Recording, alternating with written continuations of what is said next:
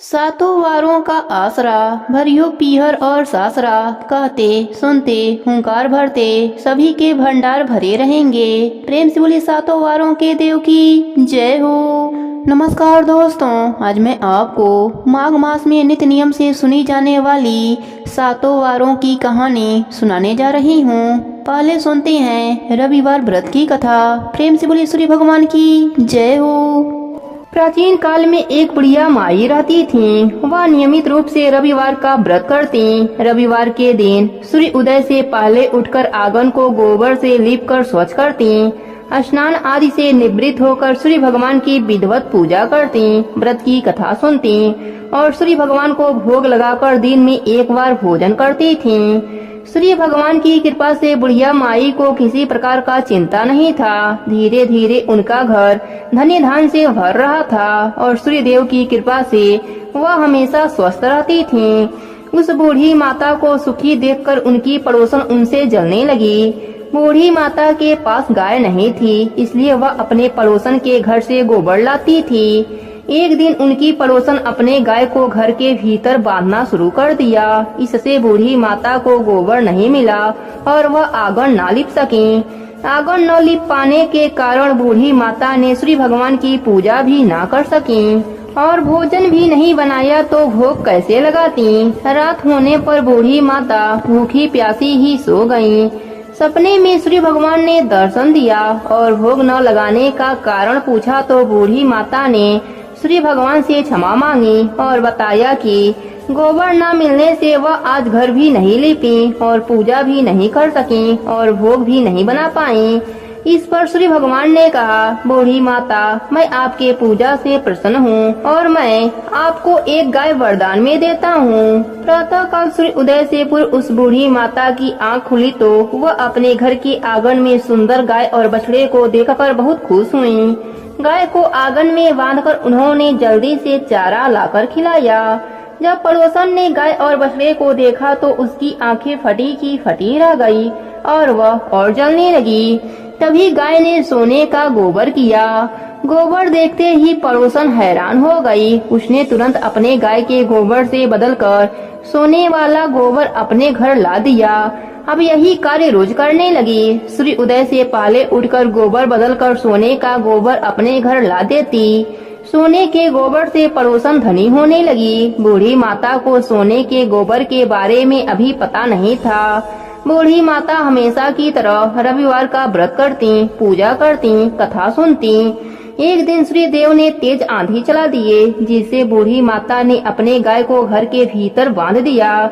बूढ़ी माता ने सुबह जब गाय के सोने का गोबर देखा तो उनको बहुत आश्चर्य हुआ और वह सब जान गयी। उस दिन के बाद से बूढ़ी माता हर रोज अपने गाय को घर के भीतर बांधना शुरू कर दिया। सोने के गोबर से बूढ़ी माता कुछ ही दिनों में बहुत धनी हो गयी। पड़ोसन को सोने का गोबर ना मिल पाता था, इसलिए वह बुरी तरह से जल भूनकर राख हो गई और अपने पति को समझा बुझाकर उसे नगर के राजा के पास भेज दिया। राजा को जब ज्ञात हुआ कि गाय सोने का गोबर देती है तो वह अपने सिपाहियों को आदेश दिया कि बूढ़ी माता के घर से गाय और बछड़े को तुरंत लाया जाए। गाय और बछड़ा राजमहल में आ गए। राजा ने सुंदर गाय को देखकर बहुत खुश हुआ। सुबह जब राजा ने सोने का गोबर देखा तो उसके आश्चर्य का ठिकाना न रहा। उधर बूढ़ी माता भूखी प्यासी सूर्य देव से प्रार्थना कर रही थीं। सूर्य देव इस तरह बूढ़ी माता को प्रार्थना करते देख उस पर बहुत करुणा आई। उसी रात सूर्य भगवान ने राजा को सपने में जाकर कहा, राजन, बूढ़ी माता का गाय और बछड़ा तुरंत लौटा दो, नहीं तो तुम पर विपत्तियों का पहाड़ टूट पड़ेगा, तुम्हारा महल नष्ट हो जाएगा। श्री भगवान के सपने से बुरी तरह भयभीत राजा ने प्रातः उठते ही गाय और बछड़ा बूढ़ी माता को लौटा दिया और क्षमा मांगी। राजा ने पड़ोसन और उसके पति को उनकी इस दुष्टता के लिए दंड भी दिया। राजा ने पूरे राज्य में घोषणा करा दी कि सभी स्त्री पुरुष रविवार का व्रत किया करें। रविवार का व्रत करने से सभी के घर में धन्य धान से भर गया। राज्य में चारों तरफ खुशहाली छा गई। स्त्री पुरुष सुखी जीवन यापन करने लगे। सभी लोगों के शारीरिक कष्ट दूर हो गए, सभी स्वस्थ रहने लगे। रविवार का व्रत करने से मनुष्य को धन, यश, मान सम्मान तथा आरोग्य की प्राप्ति होती है। शरीर में किसी भी प्रकार का चर्म रोग हो तो वह समाप्त हो जाता है। हे सूर्य भगवान, जैसे आपने बूढ़ी माता पर कृपा करी, वैसे ही अपने सभी भक्तों पर अपनी कृपा बनाए रखना। प्रेम से बोलिए सूर्य भगवान की जय हो। अब सुनते हैं सोमवार व्रत की कथा। प्रेम से बोलिए भोलेनाथ की जय हो। एक समय की बात है, कैलाश पर्वत से भोलेनाथ धरती लोक पर भ्रमण करने जा रहे थे। तभी पार्वती माता ने भोलेनाथ को जाता हुआ देखा और कहने लगी, हे प्रभु, आप कहाँ जा रहे हैं? इस पर भोलेनाथ ने कहा, मैं धरती लोक पर भ्रमण करने के लिए जा रहा हूँ। इस पर पार्वती माता ने कहा, मैं भी आपके साथ चलूंगी। दोनों जन धरती लोक पर भ्रमण करने जा पहुँचे और जैसे ही उन्हें कुछ समय बीता, वह दोनों थक गए। उन्हें बहुत जोर से भूख लग गई। फिर कुछ खाने की इच्छा से एक गांव में पहुँचे और वहाँ एक सेठ का दरवाजा खटखटाने लगे। तभी उस घर से एक सेठानी बाहर आई। तिलमिलाते हुए कहने लगी, बोलो महाराज, क्या चाहिए तुम्हें? दोपहरिया के समय में मेरी नींद खराब करके रख दी। तभी बड़े प्रेम से भोलेनाथ ने उत्तर दिया, हमें कुछ खाने का मन कर रहा है। इतनी बात सुनते ही वह सेठानी गुस्से में बोलने लगी, आप दोनों को कुछ खाने का इतना ही मन हो रहा है तो आपने साथ में अपने घर से कुछ खाने के लिए क्यों नहीं ले लिया? यहाँ पर आकर क्यों नाटक कर रहे हो? ऐसा कहते हुए वह जोर जोर से गुस्से में अपने घर के भीतर दरवाजा पटकते हुए चली गई। तब भोलेनाथ और माता पार्वती कुछ आगे चले। कुछ दूर आगे जाने पर उन्हें एक बुढ़िया माई मिली। बुढ़िया माई कहने लगी, अरे मैं तो धन्य हो गई, मुझे आपके दर्शन हो गए। भोलेनाथ, माता पार्वती, बताइए मैं आपकी क्या सेवा कर सकती हूँ? बड़े प्रेम से भोलेनाथ ने उत्तर दिया, कहा, हमें कुछ खाने का मन है, क्या तुम हमें जिमाओगी? बुढ़िया माई ने कहा, हाँ हाँ प्रभु, क्यों नहीं। प्रभु, अगर आपको जिमाऊंगी तो मेरे तो भाग्य ही खुल जाएंगे। भगवान को अपने हाथ से जिमाना यह मेरे जीवन की सबसे बड़ी खुशी की बात है कि मैं स्वयं प्रभु को जिमाऊंगी। ऐसा कहते हुए वह अपने घर से एक लोटा लेकर बाहर की ओर जाने लगी। तभी उसे जाता देखकर भगवान ने उससे पूछा, अरे बुढ़िया माई, तू कहाँ जा रही है यह लोटा लेकर? बुढ़िया माई ने कहा, प्रभु, मेरे घर में चावल, दूध और खाड़ नहीं है, उसी को लेने जा रही हूँ। भोलेनाथ ने कहा, अरे तुम अपने घर में जाकर भीतर देखो तो सही, तुम्हारे घर में भंडार लगे हुए हैं, चावल के, दूध के, खाड़ के। तब बुढ़िया माई खुशी से अपने घर के भीतर जा पहुँची और जैसे ही इधर उधर ध्यान पूर्वक देखा, उन्हें ढेर सारे चावल, दूध, चीनी दिखे। उसने बहुत सी खीर बनाई और भगवान को बड़े ही प्रेम से जिमाया। जिमवाने के बाद वह भगवान से पूछने लगी, हे प्रभु, क्या आप मेरे प्रसाद और मेरे सेवा से प्रसन्न हैं? भगवान ने कहा, हाँ बिल्कुल, हम अपने भक्तों की सेवा से हमेशा प्रसन्न रहते हैं। तुम ऐसा क्यों पूछ रही हो? बुढ़िया माई बोली, प्रभु, प्रशंसा तो ठीक है, परंतु एक सवाल और मुझे आपसे पूछना था। इतनी सारी खीर का जो मैंने आपके लिए बनाई है, इसका मैं क्या करूंगी? मेरे यहाँ तो कोई खाने वाला नहीं है। बेटा था जो काफी समय से मुझे छोड़कर चला गया। मैं अकेले रहती हूँ, इतनी बूढ़ी हूँ कि खुद भी ढंग से नहीं खा सकती हूँ। भोलेनाथ ने कहा, तुम अपनी आंखें बंद करो, जब मैं कहूँ तभी तुम अपनी आंखें खोलना और अपने घर की तरफ देखना। बूढ़ी माई ने तुरंत अपनी आंखें बंद कर ली और भोलेनाथ के आज्ञा से अपनी आंखें खोलकर कुछ समय के बाद अपने घर के तरफ देखा तो क्या देखती है कि उसके घर पर उसके बेटे, बहू, पोता पोती सब आ चुके हैं। यह देखकर वह बहुत आश्चर्यचकित हो जाती है और उसकी खुशी का कोई ठिकाना नहीं रहता है।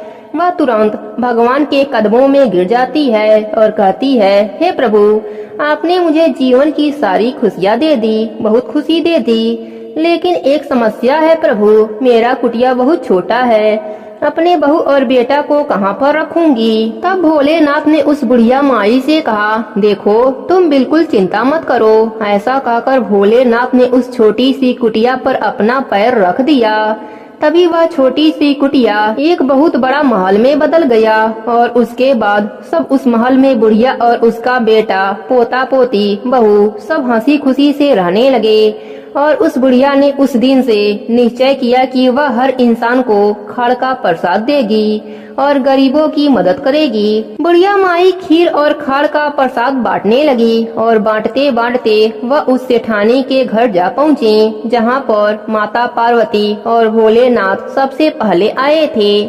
तभी उसने जैसे ही दरवाजा खटखटाया तो सेठानी बाहर आई और बुढ़िया के हाथ में खीर और खाड़ का प्रसाद देखकर बहुत हैरान हो गई और ताना कसते हुए बोली, हे बुढ़िया, किसका खाना चुरा कर लाई है? तू तो एक वक्त की रोटी के काबिल नहीं थी और आज खीर बांटती फिर रही है। कहाँ डाका मारा है तुमने?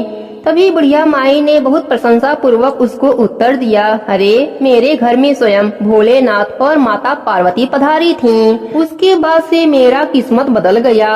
तभी से मेरे घर में किसी चीज की कोई कमी नहीं है, धन की ना ही सुख की।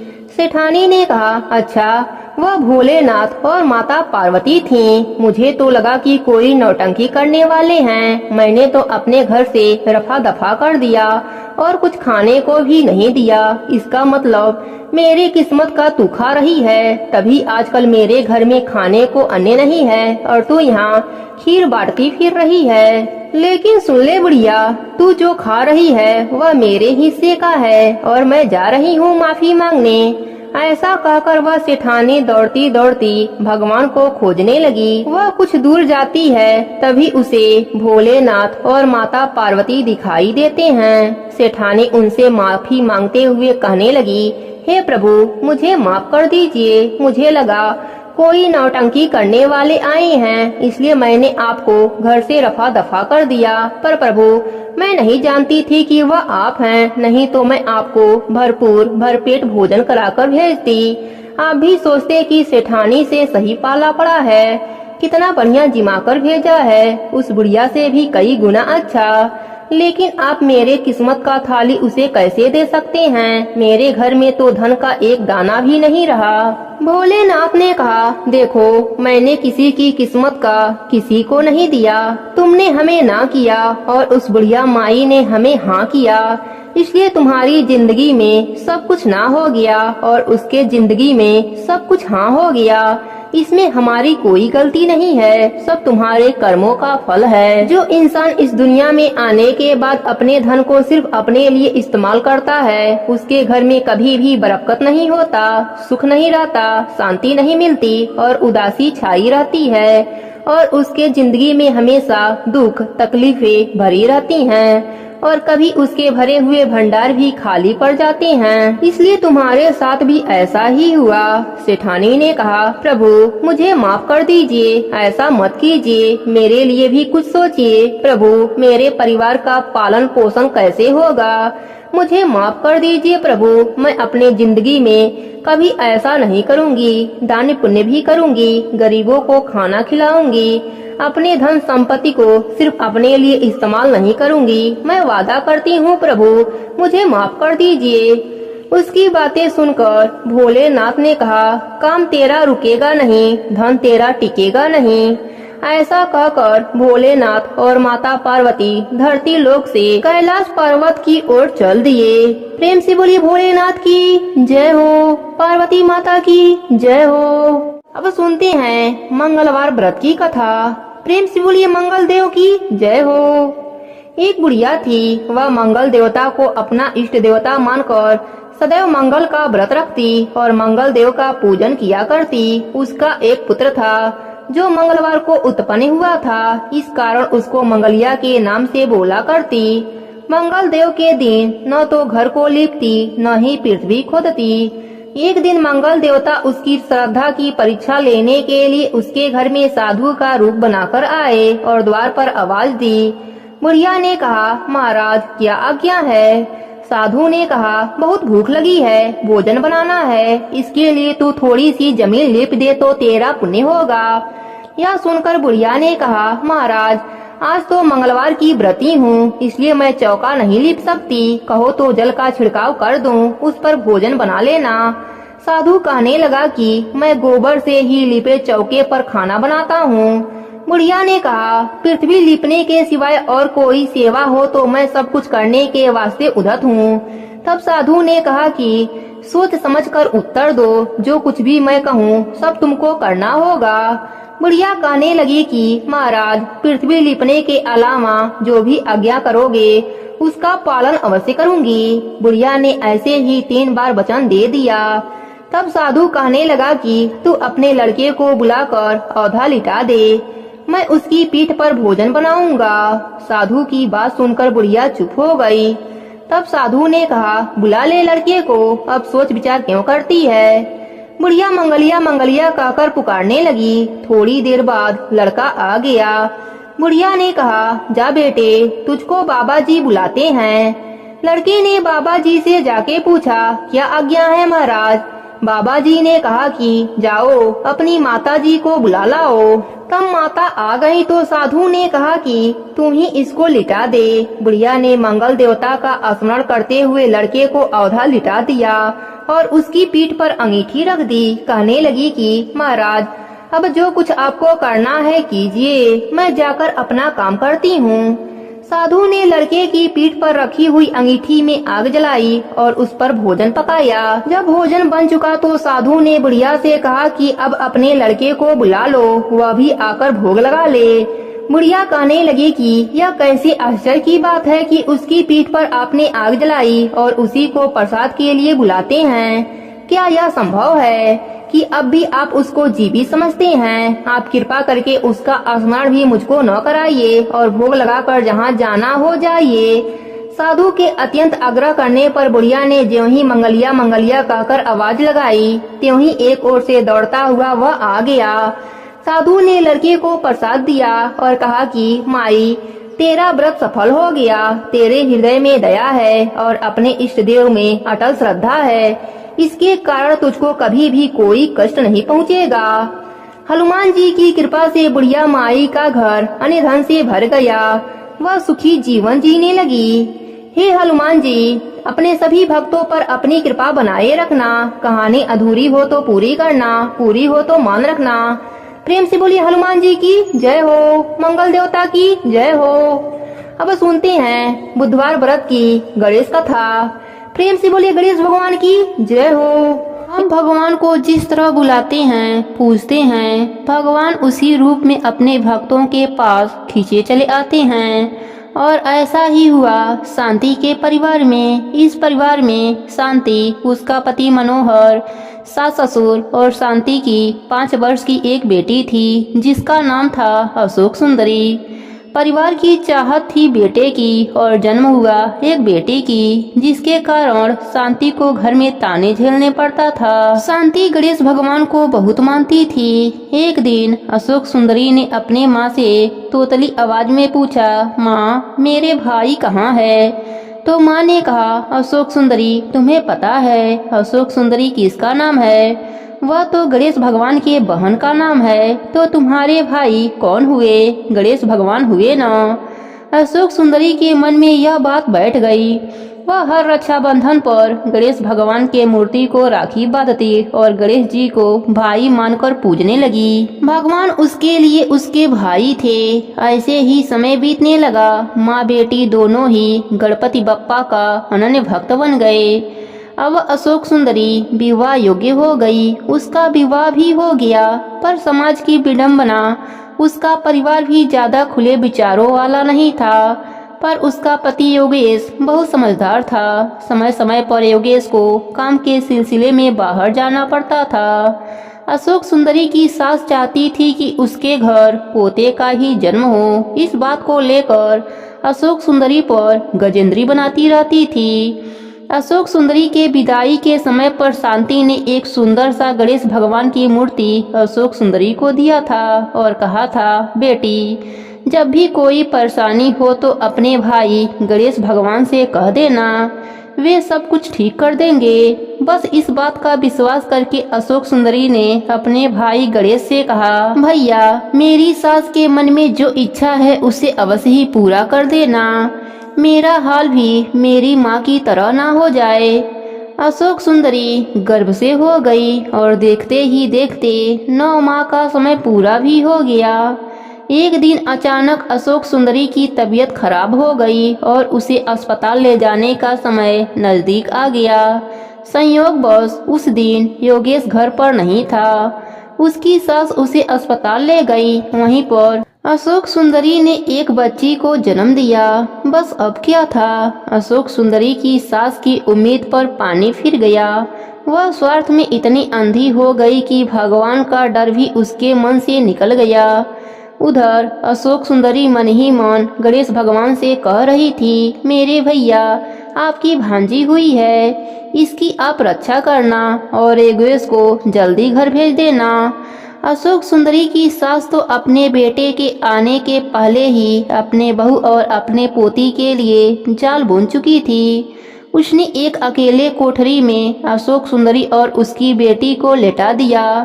कोठरी घर के पीछे ही थी और रात को मौका पाते ही कोठरी में आग लगा दी। अशोक सुंदरी जोर जोर से चिल्ला चिल्ला कर अपने भाई गणेश भगवान को पुकारने लगी, गणेश भैया बचाओ, गणेश भैया बचाओ। और प्रभु भी कहाँ रुकने वाले थे, जाने कहाँ से काले काले बादल आ गए और तेज वर्षा होने लगी। तेज बारिश से कोठरी की आग बुझ गई। उसी समय गणेश भगवान एक हाथी का रूप लेकर आए और धुएं वाली कोठरी से अशोक सुंदरी और बच्ची को बाहर निकाला। वहाँ योगेश भी पहुँच गया था। अशोक सुंदरी ने सारा किस्सा अपने पति को बताया। योगेश ने सब कुछ सुना और हाथी को वहाँ खड़ा देखकर समझ गया कि यह कोई नहीं, स्वयं गणेश भगवान हैं। योगेश और अशोक सुंदरी जब तक समझ पाते और देख पाते वह गज वहाँ से अदृश्य हो गए। अशोक सुंदरी बोली, आज मेरे भैया सिर्फ मेरे लिए आए थे, मैं धन्य हो गई। उधर अशोक सुंदरी के सास के शरीर में पूरे फफोले पड़ गए। उसे गणेश भगवान के क्रोध का सामना करना पड़ा। इधर अशोक सुंदरी और योगेश अपने बच्ची को लेकर कहीं दूर रहने चले गए और पूरा जीवन गणेश भगवान के भक्ति में समर्पित कर दिया। दोस्तों, जो कोई भगवान से रिश्ता जोड़ता है, प्रभु उसका साथ कभी नहीं छोड़ते और हमेशा हमेशा उसका साथ देने चले आते हैं। हे गणपति बप्पा, जैसे आपने अशोक सुंदरी पर अपनी कृपा करी, वैसे ही अपने सभी भक्तों पर अपनी कृपा बनाए रखना। प्रेम से बोले गणेश भगवान की जय हो। अब सुनते हैं गुरुवार व्रत की कथा। प्रेम से बोलिए बृहस्पति देव की जय हो। बहुत समय पहले की बात है। भारतवर्ष में एक राजा राज्य करता था। वह अति प्रतापी एवं दानी था। वह प्रतिदिन मंदिर में भगवत दर्शन करने जाता था और गुरु और ब्राह्मण की सेवा भी किया करता था। उसके द्वार से कोई भी याचक निराश नहीं लौटते। वह प्रत्येक गुरुवार का व्रत रखता और पूजन करता, हर दिन गरीबों की मदद करता। परंतु यह सब बातें उसकी रानी को पसंद नहीं थी। वह न व्रत करती, न किसी को एक भी पैसा दान के रूप में देती। वह राजा को भी ऐसा करने से रोकती थी। यह उस समय की बात है जब राजा शिकार खेलने वन को चले गए थे। महल में सिर्फ रानी और दासी थीं। उस समय गुरु बृहस्पति देव साधु का रूप धारण कर राजा के दरवाजे पर भिक्षा मांगने आए। साधु ने रानी से भिक्षा मांगी तो वह कहने लगी, हे साधु महाराज, मैं इस दान पुण्य से तंग आ गई हूँ। इस काम के लिए मेरे पतिदेव ही बहुत हैं। अब आप ऐसी कृपा करें कि यह सारा धन नष्ट हो जाए ताकि मैं आराम से रह सकूं। साधु का भेष धरे बृहस्पति देव ने कहा, हे देवी, तुम बड़ी विचित्र हो। संतान और धन से कोई भी दुखी नहीं होता, सभी इसे चाहते हैं। पापी भी पुत्र और धन की इच्छा करता है।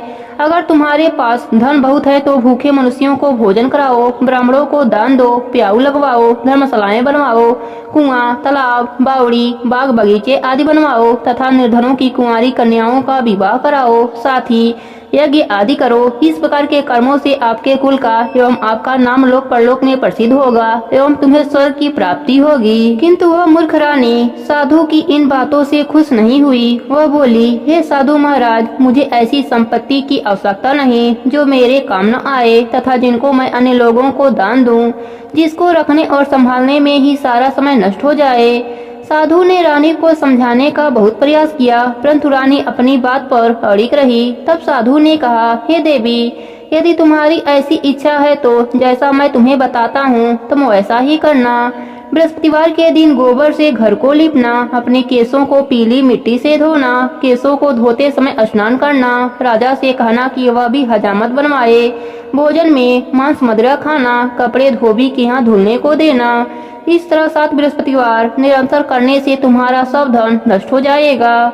ऐसा कहकर साधु रूपी बृहस्पति देव अंतर ध्यान हो गए। रानी ने साधु के कहे अनुसार ही 7 बृहस्पतिवार वैसा ही करने का विचार किया। साधु के बताए अनुसार करते हुए उससे केवल 3 बृहस्पतिवार ही बीते थे कि उसकी समस्त धन संपत्ति नष्ट हो गई। भोजन के लिए भी परिवार तरसने लगा तथा सांसारिक भोगों से दुखी रहने लगा। इस प्रकार के अभावग्रस्त जीवन से तंग आकर एक बार राजा रानी से कहने लगा, हे रानी, तुम यहाँ पर रहो, मैं दूसरे देश को जाता हूँ, क्योंकि यहाँ पर मुझे सभी मनुष्य जानते हैं, इसलिए मैं यहाँ कोई कार्य नहीं कर सकता। देश चोरी परदेश भीख के समान है। ऐसा कहकर राजा परदेश को चला गया। वहाँ जंगल से लकड़ी काट कर लाता और उन्हें शहर में बेचकर अपना जीवन यापन करने लगा। राजा के जाने के पश्चात इधर उसके बिना रानी और दासियां दुखी रहने लगी। किसी दिन भोजन मिलता तो किसी दिन जल पीकर ही रहना पड़ता था। एक समय रानी और दासियों को 7 दिन बिना भोजन के व्यतीत हो गए तो रानी अपने दासी से बोली, हे दासी, यहाँ पास ही के नगर में मेरी बहन रहती है जो बहुत धनवान है, तो उसके पास जा, वहाँ से 5 सेर बेझर मांग कर ला, जिससे कुछ समय के लिए गुजर बसर हो जाएगी। दासी उसकी बहन के पास गई। उस दिन बृहस्पतिवार का दिन था। रानी की बहन उस समय ध्यानमग्न होकर पूजा कर रही थी। दासी ने रानी की बहन से कहा, हे रानी, मुझे आपके पास आपकी बहन ने भेजा है, मुझे 5 सेर बेझर दे दो। दासी ने अपनी बात अनेक बार कही, परंतु रानी की बहन ने कोई उत्तर नहीं दिया, क्योंकि वह उस समय बृहस्पतिवार की कथा सुन रही थी। रानी की बहन से जब दासी को कोई उत्तर नहीं मिला तो वह अति दुखी हुई। उसे क्रोध भी बहुत आया। लौटकर वह रानी से बोली, हे रानी, आपकी बहन बहुत धनी स्त्री है, परंतु वह घमंडी भी बहुत है। वह छोटे लोगों से बात भी नहीं करती। 5 सेर बेझर देने के लिए मैंने उससे बहुत कहा, परंतु उसने कोई उत्तर नहीं दिया। इस प्रकार मुझे निराश एवं खाली हाथ लौटना पड़ा। रानी बोली, हे दासी, इसमें मेरी बहन का किसी भी प्रकार से दोष नहीं है। जब बुरे दिन आते हैं तब कोई सहारा नहीं देता, अपने पराये हो जाते हैं। अच्छे बुरे का ज्ञान विपत्ति में होती है। जो ईश्वर की इच्छा होगी वही होगा। यह सब हमारे भाग्य का दोष है। उधर पूजा समाप्त होने के पश्चात रानी की बहन ने सोचा कि मेरी बहन की दासी आई थी, परंतु मैंने उसे कोई उत्तर नहीं दिया, इससे वह बहुत दुखी हुई होगी। कथा सुनकर तथा विष्णु भगवान का प्रसाद ग्रहण कर वह अपने बहन के घर गई तथा बोली, हे बहन, मैं बृहस्पतिवार का व्रत कर रही थी, तुम्हारी दासी आई, परंतु कथा समाप्त होने से पूर्व न उठते हैं न बोलते हैं, इसलिए मैं नहीं बोली। बताओ, दासी किस कार से मेरे पास आई थी? रानी बोली, बहन, हमारे घर अनाज नहीं था तथा राजा परदेश गए हुए हैं। वैसे तुमसे कोई भी बात छिपी नहीं है, इस कारण मैंने दासी को तुम्हारे पास 5 सेर बेझर लेने के लिए भेजा था। इस पर रानी की बहन बोली, हे बहन, बृहस्पति भगवान सबको मनवांछित फल देते हैं। देखो, शायद तुम्हारे घर के किसी कोने में अनाज रखा हो। यह सुनकर रानी की दासी घर के अंदर गई तो वहाँ एक गड़ा बेजर का भरा हुआ मिला। उसे बड़ा आश्चर्य हुआ, क्योंकि उसके अनुसार घर का एक एक बर्तन अन्न से खाली था। उसने बाहर आकर रानी को सारा वृतांत सुनाया। दासी अपने रानी से कहने लगी, हे रानी, देखो, वैसे भी हमको जब अन्न नहीं मिलता तो हम भी व्रत के समान रहते हैं। अगर इनसे व्रत की विधि तथा कथा पूछ ली जाए तो बृहस्पतिवार का व्रत हम भी कर लिया करेंगे। और फिर दासी के कहने पर रानी ने अपने बहन से बृहस्पतिवार व्रत पूजन विधि एवं नियमों के बारे में विस्तार से पूछा। उन्होंने बताया, जो बृहस्पतिवार के व्रत में चने की दाल और मुनक्कों से विष्णु भगवान का केले के जड़ में पूजन कर दीपक जलाता है, पीला भोजन करता है, पीले वस्त्र धारण करता है तथा प्रेम पूर्वक बृहस्पति भगवान की कथा सुनता है, तो इस प्रकार करने से गुरु भगवान उस भक्त से प्रसन्न होते हैं, अन्य धन पुत्र देते हैं, मनवांछित मनोकामना पूर्ण करते हैं। फिर व्रत एवं पूजन की विधि बताकर रानी की बहन अपने घर को लौट गई। तत्पश्चात रानी और दासी दोनों ने निश्चय किया कि बृहस्पति देव भगवान का व्रत एवं पूजन जरूर करेंगे।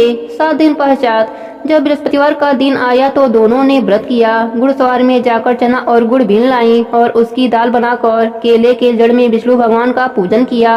अब पीला भोजन कहाँ से आए, यह सोचकर दोनों बड़ी दुखी हुई, परंतु उन्होंने व्रत किया था, इसलिए बृहस्पति देव भगवान उनसे प्रसन्न थे। एक साधारण व्यक्ति के रूप में वे 2 थाली में सुंदर पीला भोजन लेकर आए और दासी को देकर बोले, हे दासी, यह भोजन तुम्हारे लिए और रानी के लिए है, तुम दोनों इसे ग्रहण करना। दासी भोजन पाकर अति प्रसन्न हुई और रानी से बोली, हे रानी, भोजन कर लो। रानी को भोजन के विषय में कुछ नहीं पता था, इसलिए वह दासी से बोली, जा तू ही भोजन कर, क्योंकि तू व्यर्थ में हमारी हंसी उड़ाती है।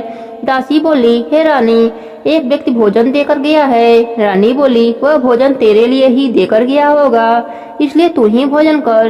दासी ने कहा, हे रानी, वह व्यक्ति हम दोनों के लिए 2 थाली में भोजन देकर गया है, अतः मैं और आप दोनों ही साथ साथ भोजन करेंगे। फिर दोनों गुरु भगवान को धन्यवाद एवं नमस्कार कर भोजन आरंभ किया।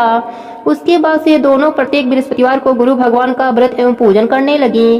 बृहस्पति भगवान की कृपा से उन दोनों की भोजन एवं धन की कमी दूर हो गई, परंतु रानी फिर पहले की तरह आलस्य करने लगी।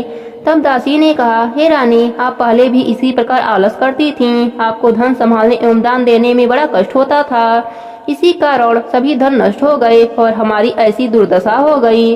अब गुरु भगवान की कृपा से धन मिला है तो आपको फिर आलस हो रहा है। बड़े कष्टों के बाद आपने यह धन पाया है, इसलिए आपको दान पुण्य करना चाहिए। भूखे मनुष्यों को भोजन कराओ, ब्राह्मणों को दान दो, प्याऊ लगवाओ, कुआं, तालाब, बावड़ी आदि का निर्माण कराओ, कुंवारी कन्याओं का विवाह करवाओ, मंदिर पाठशाला बनाकर दान दो, धन को शुभ कार्यों में खर्च करो, जिससे आपके कुल का सम्मान बढ़े तथा आपको स्वर्गलोक की प्राप्ति हो एवं आपके पितृ प्रसन्न हो।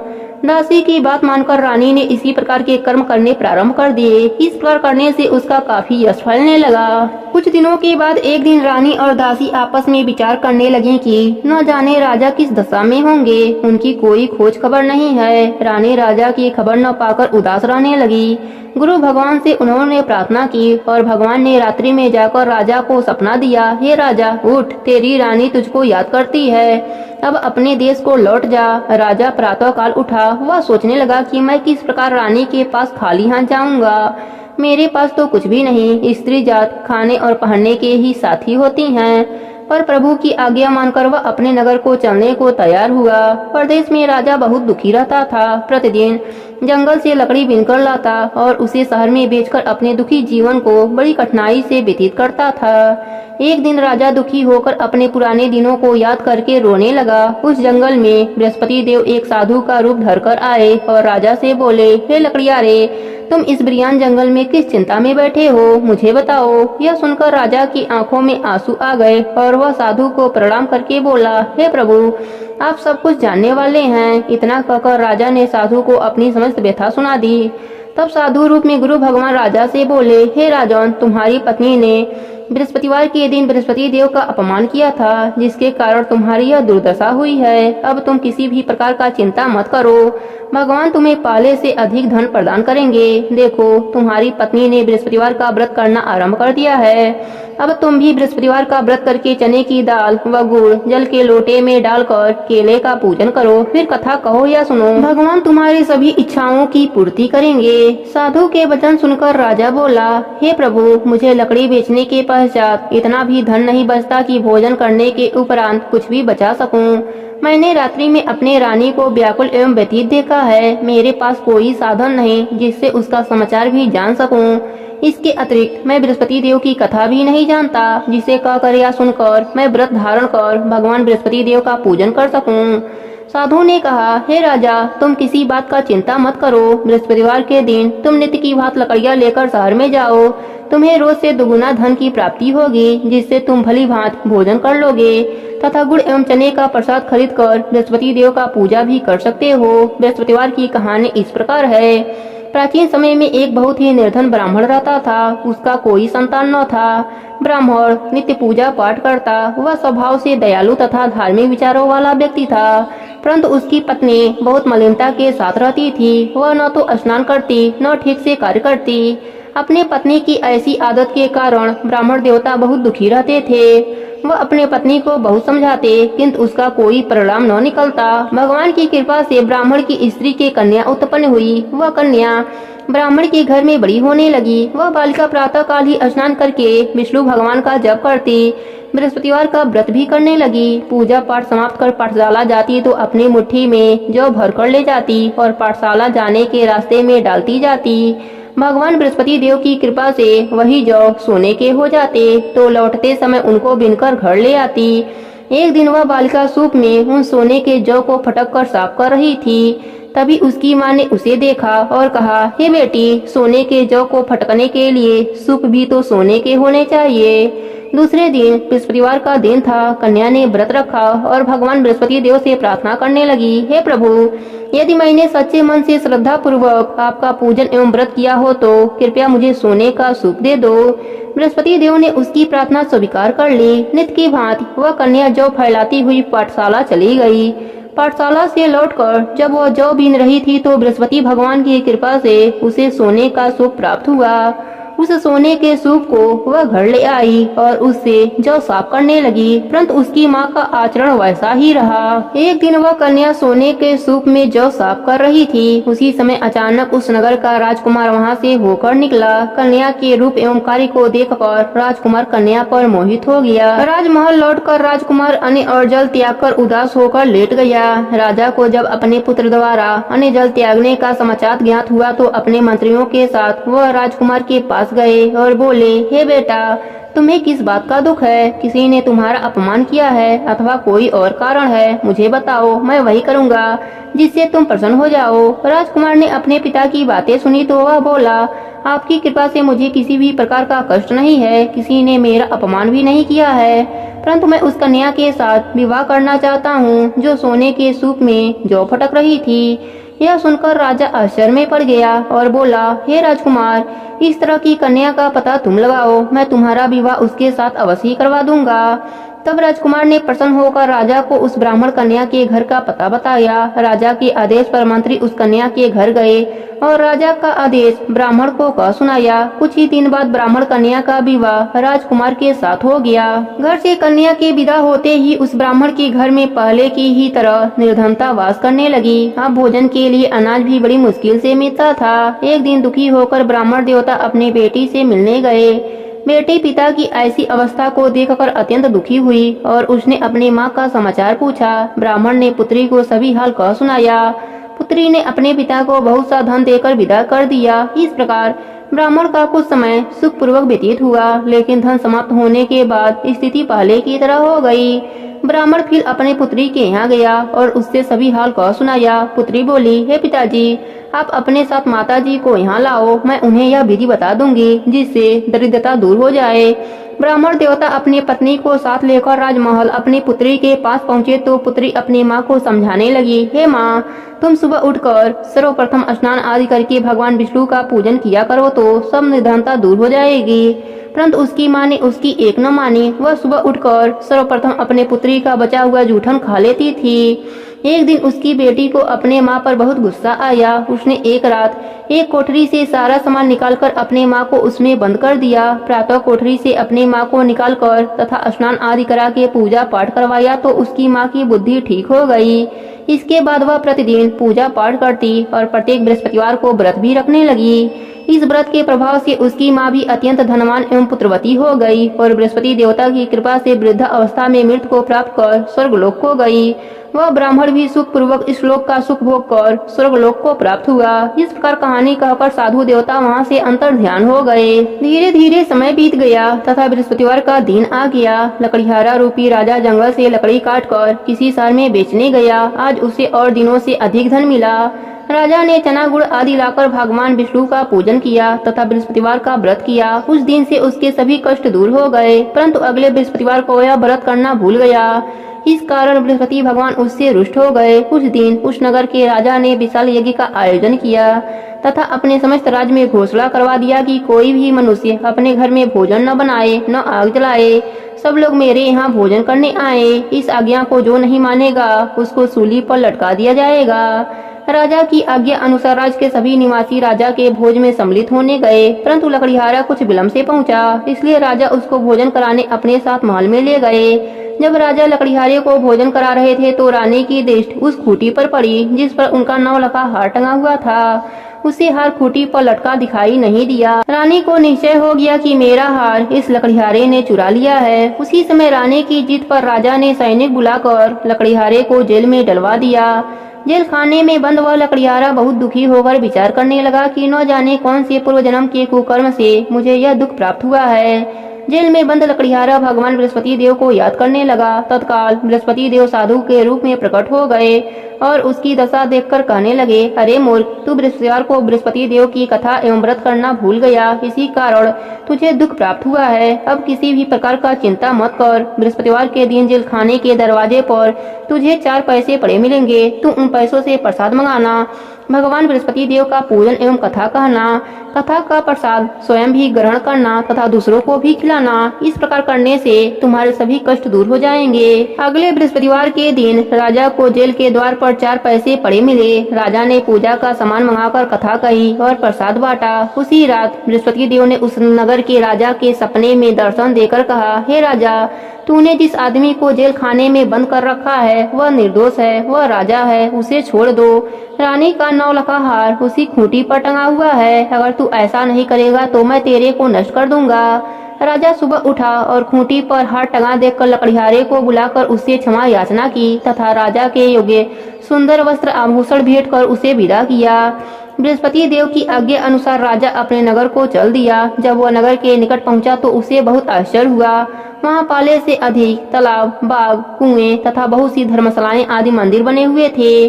राजा ने जब नगरवासियों से पूछा कि यह बाग, तालाब, धर्मशालाएं एवं कुएं किसके द्वारा बनवाए गए हैं, तब नगर के सब लोग कहने लगे कि यह सब रानी और दासी द्वारा बनवाए गए हैं। राजा को बहुत आश्चर्य हुआ, परंतु क्रोध भी बहुत आया। जब रानी ने यह खबर सुनी कि राजा आ रहे हैं तो उसने दासी से कहा, हे दासी, देख, राजा हमें अति दीन अवस्था में छोड़ गए थे। वह हमारी ऐसी हालत देखकर कहीं द्वार से ही न लौट जाएं, इसलिए तू द्वार पर खड़ी हो जा। रानी की आज्ञा अनुसार दासी दरवाजे पर खड़ी हो गई। जब राजा आए तो उन्हें अपने साथ महल में लिवा आई। तब राजा ने क्रोध करके अपनी तलवार निकाली तथा रानी से पूछा, बताओ, इतना धन तुम्हें किस प्रकार से प्राप्त हुआ है। तब रानी ने बताया कि हमें यह सब धन बृहस्पति देव के व्रत के प्रभाव से प्राप्त हुआ है। अब राजा ने निश्चय किया कि 7 दिन बाद तो सभी बृहस्पति देव का पूजन करते हैं, परंतु मैं प्रतिदिन दिन में 3 बार कथा कहा करूंगा तथा नित्य व्रत किया करूंगा। अब हर समय राजा के दुपट्टे में चने की दाल बधी रहती तथा दिन में 3 बार कथा कहता। ऐसे ही एक दिन राजा ने विचार किया कि चलो अपने बहन के यहाँ हो आऊं। ऐसा निश्चय कर राजा घोड़े पर सवार होकर अपने बहन के यहाँ चल दिया। मार्ग में उसने देखा कि कुछ आदमी एक मुर्दे को लिए जा रहे हैं। उन्हें रोक कर वह कहने लगा, अरे भाइयों, कुछ देर मेरी बृहस्पति देव का कथा सुन लो। वे बोले, लो, हमारा तो आदमी मर गया है, इसकी अपनी कथा की पड़ी है। परंतु कुछ आदमी बोले, अच्छा कहो, हम तुम्हारी कथा भी सुनेंगे। राजा ने दाल निकाली और कथा करनी शुरू कर दी। जब कथा आधी हो गई तो मुर्दा हिलने लगा और जब कथा समाप्त हुई तो राम राम कह के वह मुर्दा उठ बैठा। राजा आगे चला। उसे चलते चलते शाम हो गई। आगे मार्ग में उसे एक किसान खेत में हल चलाता हुआ मिला। राजा उससे बोला, अरे भैया, तुम मेरी बृहस्पति देव की कथा सुन लो। किसान बोला, जब तक तेरी कथा सुनूंगा तब तक 4 हरैया जोत लूंगा। जाओ भैया, अपनी कथा किसी और को सुनाना। राजा आगे चलने लगा। राजा के हटते ही किसान के बैल पछाड़ खाकर गिर गए और किसान के पेट में बहुत तेज दर्द होने लगा। उसी समय किसान की माँ रोटी लेकर आई। उसने जब यह देखा तो अपने पुत्र से सारा हाल पूछा। बेटे ने सारा हाल बता दिया। किसान की माँ दौड़ी दौड़ी घोड़े पर सवार राजा के पास गई और उससे बोली, मैं तेरी कथा सुनूंगी, तू अपनी कथा मेरे खेत पर चलकर कहना। राजा ने लौटकर किसान के खेत पर जाकर कथा कही, जिसे सुनते ही बैल खड़े हो गए तथा किसान का पेट का दर्द भी समाप्त हो गया। और फिर राजा अपने बहन के घर पहुंचा। बहन ने भाई की खूब आवभगत की। दूसरे दिन सुबह राजा जगा तो उसने देखा कि सब लोग भोजन कर रहे हैं। राजा ने अपनी बहन से जब पूछा कि ऐसा कोई मनुष्य नहीं है जिसने भोजन न किया हो और जो मेरी बृहस्पति देव की कथा का श्रवण कर ले, तो बहन बोली, हे भैया, यह देश ऐसा ही है। यहाँ के लोग पहले भोजन करते हैं, बाद में कोई अन्य काम करते हैं। अगर पड़ोस में कोई हो तो देख आती हूँ। ऐसा कहकर बहन तो चली गई, परंतु उसे कोई भी ऐसा व्यक्ति नहीं मिला जिसने भोजन न किया हो। वह एक कुम्हार के घर गई जिसका लड़का बीमार था। उसे यह भी पता चला कि उसके यहाँ 3 दिन से किसी ने भी भोजन नहीं किया है। राजा की बहन ने अपने भाई की कथा सुनने के लिए कुम्हार से आग्रह किया तो वह तैयार हो गया। राजा ने जाकर बृहस्पति देव की कथा कही, जिसको सुनकर कुम्हार का लड़का ठीक हो गया। अब तो राजा की हर ओर प्रशंसा होने लगी।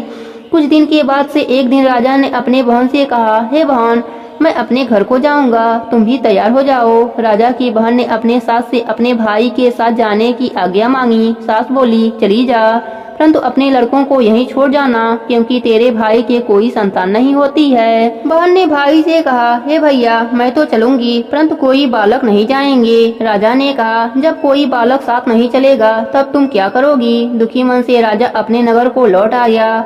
राजा अपने रानी से बोला, हम निर्वंशी हैं, हमारा मुंह देखना भी धर्म नहीं है। वह उदास होकर बिना भोजन किए सैया पर लेट गया। रानी बोली, हे प्रभु, भगवान बृहस्पति देव ने हमें सब कुछ दिया है, वे हमें संतान भी अवश्य देंगे। उसी रात बृहस्पति देव ने राजा को सपने में दर्शन देकर कहा, हे राजा, उठ, सभी सोच त्याग दे, तेरी रानी गर्भवती है। राजा को यह जानकर अति प्रशंसा हुई। 9वें महीने रानी के गर्भ से एक सुंदर पुत्र रूपी रत्न पैदा हुआ। तब राजा बोला, हे रानी, स्त्री बिना भोजन के रह सकती है, परंतु बिना कहे नहीं रह सकती। जब मेरी बहन आए तो तुम उससे कुछ मत कहना। रानी ने हाँ कह दिया। और जब राजा की बहन ने यह शुभ समाचार सुना तो वह अति प्रसन्न हुई तथा बधाई लेकर अपने भाई के यहाँ आई। तब रानी ने कहा, घोड़ा चढ़कर नहीं आई, गधा चढ़कर आई। राजा की बहन बोली, भाई, मैं इस प्रकार न कहती तो तुम्हें औलाद की सुख कैसे मिलता? भगवान बृहस्पति देव ऐसे ही हैं, जैसी जिसके मन में कामनाएं हैं सभी को पूर्ण कर मनवांछित फल देते हैं। जो श्रद्धा पूर्वक बृहस्पतिवार का व्रत करता है एवं कथा पढ़ता है अथवा सुनता है और दूसरों को सुनाता है, बृहस्पति देव उसकी सभी मनोकामनाएं पूर्ण करते हैं। बृहस्पति देव उसकी सदैव रक्षा करते हैं। जैसे रानी और राजा ने बृहस्पति देव की कथा का गुणगान किया, उनकी सभी इच्छाएं बृहस्पति देव ने पूरा की। इसलिए सबको कथा कहने अथवा सुनने के बाद बृहस्पति भगवान का प्रसाद ग्रहण करना चाहिए तथा सच्चे मन से एवं भावना से भगवान बृहस्पति का मनन करते हुए उनकी सदा जय जयकार करनी चाहिए। प्रेम से बोले बृहस्पति देव की जय हो, विष्णु भगवान की जय हो, कार्तिक मास की जय हो। अब सुनते हैं शुक्रवार व्रत की कथा। प्रेम से बोले अन्नपूर्णा माता की जय हो। एक समय की बात है, काशी निवासी धनंजय की पत्नी का नाम सुलक्षणा था। उसे अन्य सब सुख प्राप्त थे, केवल निर्धनता ही उसके दुख का कारण था। यह दुख उसे हर समय सताता था। एक दिन सुलक्षणा पति से बोली, स्वामी, आप कुछ उद्यम करो तो काम चले, इस प्रकार कब तक काम चलेगा? सुलक्षणा की बात धनंजय के मन में बैठ गई और वह उसी दिन विश्वनाथ शंकर जी को प्रसन्न करने के लिए बैठ गया और कहने लगा, हे देवाधिदेव विश्वेश्वर, मुझे पूजा पाठ कुछ नहीं आता है, केवल तुम्हारे भरोसे बैठा हूँ। इतनी विनती करके वह 2-3 दिन तक भूखा प्यासा बैठा रहा। यह देखकर भगवान शंकर ने उसके कान में अन्नपूर्णा अन्नपूर्णा अन्नपूर्णा इस प्रकार 3 बार कहा। यह कौन क्या कहा गया, इसी सोच में धनंजय पड़ गया कि मंदिर से आते ब्राह्मणों को देखकर पूछने लगा, पंडित जी, अन्नपूर्णा कौन है? ब्राह्मणों ने कहा, तू अन्न छोड़ बैठा है, सो तुझे अन्न की बात सूझती है, जा घर जाकर अन्न ग्रहण कर। धनंजय घर गया, स्त्री से सारी बात कही। वह बोली, नाथ, चिंता मत करो, स्वयं शंकर जी ने यह मंत्र दिया है, वह स्वयं ही खुलासा करेंगे, आप फिर जाकर उनकी आराधना करो। धनंजय फिर जैसा का तैसा पूजा में बैठ गया। रात्रि में शंकर जी ने आज्ञा दी, कहा, तू पूर्व दिशा में चला जा। वह अन्नपूर्णा का नाम जपता जाता और रास्ते में फल खाता, झरनों का पानी पीता जाता। इस प्रकार कितने ही दिनों तक चलता गया। वहाँ उसे चांदी सी चमकती वन की शोभा देखने में आई, सुंदर सरोवर देखने में आया। उसके किनारे कितने ही अप्सराएं झुंड बनाए बैठी थीं, एक कथा कहती थी और सब माँ अन्नपूर्णा इस प्रकार बार बार कहती थीं। यह अगहन मास की उजैली रात्रि थी और आज से ही व्रत का ये आरंभ था। जिस शब्द की खोज करने वह निकला था वह उसे वहाँ सुनने को मिला। धनंजय ने उनके पास जाकर पूछा, हे देवियों, आप यह क्या करती हो? उन सब ने कहा, हम सब माँ अन्नपूर्णा का व्रत करते हैं। व्रत करने से क्या होता है? यह किसी ने किया भी है? इसे कब किया जाए? कैसा व्रत है और इसकी कैसी विधि है? मुझसे भी कहो। वे कहने लगी, इस व्रत को सब कोई कर सकते हैं, 21 21 दिन के लिए 21 गांठ का सूत लेना चाहिए। 21 दिन यदि न बने तो एक दिन उपवास करें। यह भी न बने तो केवल कथा सुनकर प्रसाद लें। निराहार रहकर कथा कहें। कथा सुनने वाला कोई न मिले तो पीपल के पत्तों को रख सुपारी या घृत कुमारी वृक्ष के सामने कर दीपक को साक्षी कर सूर्य, गाय, तुलसी या महादेव को बिना कथा सुनाए मुख में दाना न डालें। यदि भूल से कुछ पड़ जाए तो एक दिवस फिर से उपवास करें। व्रत के दिन क्रोध न करें और झूठ न बोलें। धनंजय बोला, इस व्रत के करने से क्या होगा? वे कहने लगी, इसके करने से अंधों को नेत्र मिले, लूलों को हाथ मिले, निर्धन के घर धन आए, बांझन को संतान मिले, मूर्ख को विद्या आए। जो जिस कामना से व्रत करे माँ उसकी सभी इच्छा पूरी कर देती हैं। वह कहने लगा, बहनों, मेरे भी धन नहीं है, विद्या नहीं है, कुछ भी तो नहीं है। मैं तो दुखिया ब्राह्मण हूँ, मुझे इस व्रत की सूत दोगी? हाँ भाई, तेरा कल्याण हो, तुझे देंगे। ले, इस व्रत का मंगल सूत्र ले ले। धनंजय ने व्रत किया। व्रत पूरा हुआ तभी सरोवर में से 21 खंड की स्वर्ण सीढ़ी हीरा मोती जड़ी प्रकट हुई। धनंजय जय अन्नपूर्णा माता, जय अन्नपूर्णा माता कहता जाता था। इस प्रकार कितनी ही सीढ़ियाँ उतर गया तो क्या देखता है कि करोड़ों सूर्य के प्रकाशमान अन्नपूर्णा का मंदिर है। उसके सामने स्वर्ण सिंहासन पर माता अन्नपूर्णा विराजमान हैं। सामने भिक्षा हेतु शंकर भगवान खड़े हैं। देवंगनाएं चवर डुलाती हैं। कितने ही हथियार बांधे पहरा देती हैं। धनंजय दौड़कर जगदम्बा के चरणों में गिर गया। देवी उसके मन के क्लेश को जान गई। धनंजय कहने लगा, माता, आप तो अंतर्यामी हो, आपको अपनी दशा क्या बताऊं? माता बोली, मेरा व्रत किया है, जा संसार तेरा सत्कार करेगा। माता ने धनंजय की जीवा पर बीज मंत्र लिख दिया। अब तो उसके रोम रोम में विद्या प्रकट हो गई। इतने में क्या देखता है कि वह काशी विश्वनाथ के मंदिर में खड़ा है। माँ का वरदान ले धनंजय घर आया। सुलक्षणा से सारी बातें कही। माता जी की कृपा से उसके घर में संपत्ति उमड़ने लगी। छोटा सा घर बहुत बड़ा गिना जाने लगा। जैसे शहद के छत्ते में मधुमक्खियां जमा होती हैं, उसी प्रकार अपने सगे संबंधी आकर उसकी बड़ाई करने लगे। कहने लगे, इतना धन और इतना बड़ा घर, सुंदर संतान नहीं है तो इस कमाई का भोग कौन करेगा? सुलक्षणा से संतान नहीं है, इसलिए तुम दूसरा विवाह करो। अनिच्छा होते हुए भी धनंजय को दूसरा विवाह करना पड़ा और सती सुलक्षणा को सौत का दुख उठाना पड़ा। इस प्रकार दिन बीतते गए। फिर अघन मास आया। नए बंधन से बंधे पति से सुलक्षणा ने कहलवाया कि हम व्रत के प्रभाव से सुखी हुए हैं, इस कारण यह व्रत छोड़ना नहीं चाहिए। यह माता जी का प्रताप है जो हम इतने संपन्न और सुखी हैं। सुलक्षणा की बात सुन धनंजय उसके यहाँ आया और व्रत में बैठ गया। नई बहू को इस व्रत की खबर लग गई। वह धनंजय के आने की राह देखने लगी। दिन बीतते गए और व्रत पूर्ण होने में 3 दिवसीय बाकी थे कि नई बहू को खबर पड़ी। उसके मन में ईर्ष्या की ज्वाला दहक रही थी। सुलक्षणा के घर आ पहुंची और उसने वहां भगदड़ मचा दी। वह धनंजय को अपने साथ ले गई। नए घर में धनंजय को थोड़ी देर के लिए निद्रा ने आ दबाया। इसी समय नई बहू ने उसका व्रत का सूत तोड़कर आग में फेंक दिया। अब तो माता जी का कोप जाग गया। घर में अकस्मात आग लग गई। सब कुछ जलकर खाक हो गया। सुलक्षणा जान गई और पति को फिर अपने घर ले गई। नई बहू रूठकर पिता के घर जा बैठी। पति को परमेश्वर मानने वाली सुलक्षणा बोली, नाथ घबराना मत, माता जी की कृपा अलौकिक है। पुत्र कुपुत्र हो जाता है पर माता कुमाता नहीं होती। अब आप श्रद्धा और भक्ति से आराधना शुरू करो, वह जरूर हमारा कल्याण करेंगी। धनंजय फिर माता के पीछे पड़ गया। फिर वही सरोवर सीढ़ी प्रकट हुई। उसमें माँ अन्नपूर्णा कहकर वह उतर गया।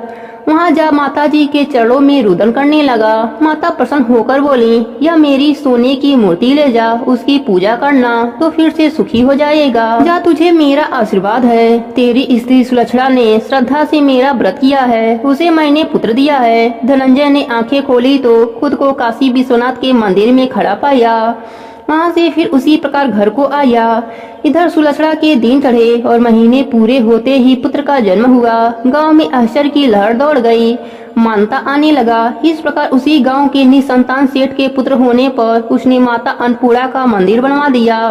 उसमें माता जी धूमधाम से पधारी, यज्ञ किया और धनंजय को मंदिर के आचार्य का पद दे दिया। जीविका के लिए मंदिर की दक्षिणा और रहने के लिए बड़ा सुंदर सा भवन दिया। धनंजय स्त्री पुत्र सहित वहाँ रहने लगा। माता जी की चढ़ावे में भरपूर आमदनी होने लगी। उधर नई बहू के पिता के घर डाका पड़ा, सब लूट गया। वे भीख मांगकर पेट भरने लगे। सुलक्षणा ने यह सुना तो उन्हें बुलावा भेजा, अलग घर में रख लिया और उनके अन्य वस्त्र का प्रबंध कर दिया। धनंजय, सुलक्षणा और उसका पुत्र माता जी की कृपा से आनंद से रहने लगे। हे अन्नपूर्णा माता, जैसे आपने इनके भंडार भरे वैसे ही अपने सभी भक्तों पर अपनी कृपा बनाए रखना। प्रेम से बोले अन्नपूर्णा माता की जय हो, भोलेनाथ की जय हो, हवन मास की जय हो। प्रेम से बोले शनिदेव की जय हो। एक समय सूर्य, चंद्रमा, मंगल, बुध, बृहस्पति, शुक्र, शनि, राहु और केतु इन ग्रहों में आपस में झगड़ा हो गया कि हम सब में सबसे बड़ा कौन है। सब अपने आप को बड़ा कहते थे। जब आपस में कोई निश्चय न हो सका तो सब के सब आपस में झगड़ते हुए इंद्र के पास आए और कहने लगे कि आप सब देवताओं के राजा हो, इसलिए आप हमारा न्याय करके बतलाओ कि हम 9 ग्रहों में सबसे बड़ा कौन है। राजा इंद्र इनका प्रश्न सुनकर घबरा गए और कहने लगे कि मुझ में यह सामर्थ्य नहीं है जो किसी को बड़ा या छोटा बतलाऊं। मैं अपने मुख से कुछ नहीं कह सकता हूँ। हाँ, एक उपाय हो सकता है। इस पृथ्वी पर राजा विक्रमादित्य दूसरों के दुखों का निवारण करने वाला है, इसलिए तुम सब मिलकर उन्हीं के पास जाओ, वही तुम्हारे दुखों का निवारण करेंगे। ऐसा वचन सुनकर सभी ग्रह देवता चलकर भूलोक में राजा विक्रमादित्य के सभा में जाकर उपस्थित हुए और अपना प्रश्न राजा के सामने रखा। राजा उनकी बात सुनकर बड़ी चिंता में पड़ गए कि मैं अपने मुख से किसको बड़ा और किसको छोटा बतलाऊं। जिसको छोटा बताऊंगा वही क्रोध करेगा, परंतु उनका झगड़ा निपटाने के लिए एक उपाय सोचा। उन्होंने सोना, चांदी, कांसा, पीतल, शीशा, रंगा, जस्ता, अभ्रक और लोहा 9 धातुओं के 9 आसन बनवाए। सब आसनों को क्रम से जैसे सोना सबसे पहले और लोहा सबसे पीछे बिछाए गए। इसके पश्चात राजा ने सब ग्रहों से कहा कि आप सब अपने अपने सिंहासनों पर बैठिए। जिसका आसन सबसे आगे है वह सबसे बड़ा है और जिसका आसन सबसे पीछे है वह सबसे छोटा जाना जाएगा, क्योंकि लोहा सबसे पीछे था और वह शनिदेव का आसन था। इसलिए शनिदेव ने समझ लिया कि राजा ने मुझको सबसे छोटा बना दिया है। इस पर शनि को बड़ा क्रोध आया और कहा कि राजा, तू मेरे पराक्रम को नहीं जानता। सूर्य 1 राशि पर 1 महीना, चंद्रमा 2.25 महीना, मंगल 1.5 महीना, बृहस्पति 13 महीने, बुध और शुक्र 1 महीने, परंतु मैं एक राशि पर 2.5 अथवा 7.5 साल तक रहता हूँ। बड़े बड़े देवताओं को भी मैंने भीषण दुख दिया है। राजन सुनो, राम जी को 7.5 आई और वनवास हो गया और रावण पर आई तो राम को लक्ष्मण ने सेना लेकर लंका पर चढ़ाई कर दी, रावण के कुल का नाश कर दिया। हे राजा, अब तुम सावधान रहना। राजा कहने लगा, जो कुछ भाग्य में होगा देखा जाएगा। उसके बाद अन्य ग्रह तो प्रशंसा के साथ चले गए, परंतु शनिदेव बड़े क्रोध के साथ वहाँ से पधारे। कुछ काल व्यतीत हो जाने पर जब राजा को 7.5 की दशा आई तो शनिदेव घोड़े के सौदागर बनकर अनेक सुंदर घोड़ों के सहित राजा की राजधानी में आए। जब राजा ने सौदागर के आने की खबर सुनी तो अश्वपाल को अच्छे अच्छे घोड़े खरीदने की आज्ञा दी। अश्वपाल ऐसी अच्छी नस्ल के घोड़े देखकर और उनका मूल्य सुनकर चकित हो गया और तुरंत ही राजा को खबर दी। राजा उन घोड़ों को देखकर एक अच्छा सा घोड़ा चुनकर सवारी के लिए चढ़ा। राजा के घोड़े की पीठ पर चढ़ते ही घोड़ा जोर से भागा। घोड़ा बहुत दूर एक बड़े जंगल में जाकर राजा को छोड़कर अंतर्ध्यान हो गया। इसके बाद राजा अकेला जंगल में भटकता फिरता रहा। बहुत देर के पश्चात राजा ने भूख और प्यास से दुखी होकर भटकते भटकते एक ग्वाले को देखा। ग्वाले ने राजा को प्यास से व्याकुल देखकर पानी पिलाया। राजा की उंगली में एक अंगूठी थी, उसे निकालकर प्रशंसा के साथ ग्वाले को दे दी और शहर की ओर चल दिया। राजा शहर में पहुंचकर एक सेठ की दुकान पर जाकर बैठ गया और अपने आप को उज्जैन का रहने वाला तथा अपना नाम बीका बतलाया। सेठ ने उसको कुलीन मनुष्य समझकर जल आदि पिलाया। भाग्यवश उस दिन सेठ की दुकान पर बिक्री बहुत अधिक हुई। तब सेठ उसको भाग्यवान पुरुष समझकर भोजन कराने के लिए अपने साथ ले गया। भोजन करते समय राजा ने आश्चर्य की बात देखी कि खूंटी पर हार लटका रहा है। वह खूंटी उस हार को निगल रही है। भोजन के पश्चात कमरे में आने पर जब सेठ को कमरे में हार नहीं मिला तो सबने यही निश्चय किया कि सिवाय बीका के और कोई इस कमरे में नहीं आया, अतः अवश्य ही उसी ने हार चोरी किया है। परंतु बीका ने हार लेने से मना कर दिया। इस पर 5-7 आदमी इकट्ठे होकर उसको फौजदार के पास लाए। फौजदार ने उसको राजा के सामने उपस्थित कर दिया और कहा कि यह आदमी तो भला प्रतीत होता है, चोर मालूम नहीं होता, परंतु सेठ का कहना है कि इसके सिवाय और कोई घर में नहीं आया था, अवश्य ही इसी ने चोरी की है। तब राजा ने आज्ञा दी कि इसके हाथ पैर काटकर चौरंगिया किया जाए। राजा की आज्ञा का तुरंत पालन किया गया और बीका के हाथ पैर काट दिए गए। इस प्रकार कुछ काल व्यतीत होने पर एक तेली उसको अपने घर ले गया और कोल्हू पर उसको बैठा दिया। बीका उस पर बैठा हुआ जुबान से बैल को हाँकता रहा। शनि की दशा समाप्त हो गई और एक रात को वर्षा ऋतु के समय मल्लाह राग गाने लगा। उसका गाना सुनकर उस शहर के राजा की कन्या उस राग पर मोहित हो गई और दासी को खबर लेने को भेजी कि शहर में कौन गा रहा है। दासी सारे शहर में फिरती फिरती क्या देखती है कि तेली के घर में चौरंगिया राग गा रहा है। दासी ने महल में आकर राजकुमारी को सारा वृतांत सुनाया। बस उसी क्षण राजकुमारी ने अपने मन में यह प्रण कर लिया कि चाहे कुछ भी हो, मैंने इस चौरंगिया के साथ ही विवाह करूंगी। प्रातः काल होते ही जब दासी ने राजकुमारी को जगाना चाहा तो राजकुमारी अनशन व्रत लेकर पड़ी रही। तब दासी ने रानी के पास जाकर राजकुमारी के न उठने का वृतांत कहा। रानी ने तुरंत ही वहां पर आकर राजकुमारी को जगाया और उसके दुख का कारण पूछा तो राजकुमारी ने कहा कि माताजी, मैंने यह प्रण कर लिया है कि तेली के घर में जो चौरंगिया है उसी के साथ विवाह करूंगी। माता ने कहा, पगली, यह क्या बात कर रही है? तुझको किसी देश के राजा के साथ विवाह जाएगा। कन्या कहने लगी कि माताजी, मैं अपना प्रण कभी नहीं तोड़ूंगी। माता ने चिंतित होकर यह बात राजा को बताई। जब महाराज ने भी आकर यह समझाया कि मैं अभी देश देशांतर में अपने दूत भेजकर सुयोग्य, रूपवान एवं बड़े से बड़े गुड़ी राजकुमार के साथ तुम्हारा विवाह करूंगा, ऐसी बात तुमको कभी नहीं विचारनी चाहिए। कन्या ने कहा, पिताजी, मैं अपने प्राण त्याग दूंगी परंतु दूसरे से विवाह नहीं करूंगी। इतना सुनकर राजा ने क्रोध से कहा कि यदि तेरे भाग्य में ऐसा ही लिखा है तो जैसी तेरी इच्छा हो वैसा ही कर। राजा ने तेली को बुलाकर कहा कि तेरे घर में जो चौरंगिया है उसके साथ मैं अपनी कन्या का विवाह करना चाहता हूँ। तेली ने कहा कि यह कैसे हो सकता है? कहाँ आप हमारे राजा और कहाँ मैं एक नीच जाति का तेली। परंतु राजा ने कहा कि भाग्य लिखे को कोई टाल नहीं सकता, अपने घर जाकर विवाह की तैयारियां करो। राजा ने उसी समय तोरण और बंदरवा लगवाकर अपनी राजकुमारी का विवाह चौरंगिया बना विक्रमादित्य के साथ करा दिया। रात्रि को जब विक्रमादित्य और राजकुमारी महल में सोए तो आधी रात के समय शनिदेव ने विक्रमादित्य को सपना दिया कि राजा, कहो मुझको छोटा बताकर तुमने कितना दुख उठाया। राजा ने क्षमा मांगी। शनिदेव ने प्रसन्न होकर विक्रमादित्य को हाथ पैर दे दिए। तब राजा ने कहा, महाराज, मेरी प्रार्थना स्वीकार करें कि जैसा दुख आपने मुझे सौंप दिया है ऐसा और किसी को मत देना। शनिदेव ने कहा कि तुम्हारी यह प्रार्थना स्वीकार है। जो मनुष्य मेरी कथा सुनेगा या कहेगा उसको मेरी दशा में कभी किसी प्रकार का दुख नहीं होगा, और जो नित्य ही मेरा ध्यान करेगा या चींटियों को आटा डालेगा उसके सब मनोरथ पूर्ण होंगे। इतना कहकर शनिदेव अपने धाम को चले गए।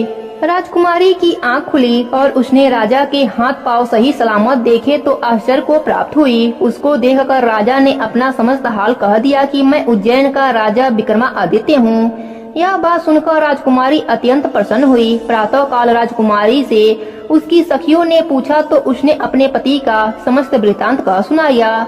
तब सबने प्रशंसा प्रकट की और कहा कि ईश्वर ने अपनी मनोकामना पूर्ण कर दी है। जब उस सेठ ने यह बात सुनी तो वह विक्रमादित्य के पास आया और राजा विक्रमादित्य के पैरों पर गिरकर क्षमा मांगने लगा कि आप पर मैंने चोरी का झूठा दोष लगाया, अतः आप मुझको जो चाहे दंड दे दीजिए।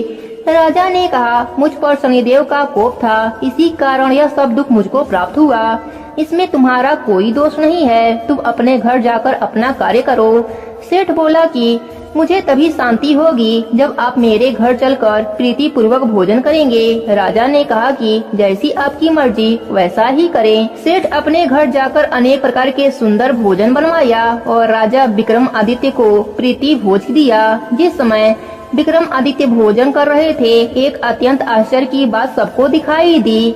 जो खूंटी पहले हार निगल गई थी, वह अब हार उगल रही है। जब भोजन समाप्त हो गया तो सेठ ने हाथ जोड़कर बहुत सी मोहरें राजा को भेंट की और कहा कि मेरे श्री कंवर नामक एक कन्या है, उसका पाणी ग्रहण आप करें। इसके बाद सेठ ने अपनी कन्या का विवाह राजा के साथ कर दिया और बहुत सा दान दहेज दिया। इस प्रकार कुछ दिनों तक वहाँ निवास करने के पश्चात विक्रमादित्य ने शहर के राजा से कहा कि अब मेरी उज्जैन जाने की इच्छा है। फिर कुछ दिन के बाद विदा लेकर राजकुमारी मनभावनी, सेठ की कन्या श्री कौरी तथा दोनों जगह के दहेज में प्राप्त अनेक दास दासी, रथ और पालकियों सहित विक्रमादित्य उज्जैन की तरफ चले। जब शहर के निकट पहुँचे और पुरवासियों ने राजा के आने का संवाद सुना तो समस्त उज्जैन की प्रजा आगवानी के लिए आई। तब बड़ी प्रशंसा से राजा अपने महल में पधारे। सारे शहर में बड़ा भारी महोत्सव मनाया गया और रात्रि को दीपमाला की गई। दूसरे दिन राजा ने शहर में यह सूचना कराई कि शनिचर देवता सब ग्रहों में सर्वोपरि हैं। मैंने इनको छोटा बतलाया, इसी से मुझको यह दुख प्राप्त हुआ है। इस कारण सारे शहर में सदा शनिचर की पूजा और कथा होने लगी। राजा और प्रजा अनेक प्रकार के सुख भोगती रही। जो कोई शनिचर की इस कथा को पढ़ता या सुनता है, शनिदेव की कृपा से उसके सब दुख दूर हो जाते हैं। हे शनिदेव जी महाराज, जैसे आपने राजा को दुख दिया वैसा दुख किसी को मत देना। सबके ऊपर अपनी कृपा बनाए रखना। कहानी अधूरी हो तो पूरी करना, पूरी हो तो मान रखना। प्रेम से बोली शनिदेव महाराज की जय हो।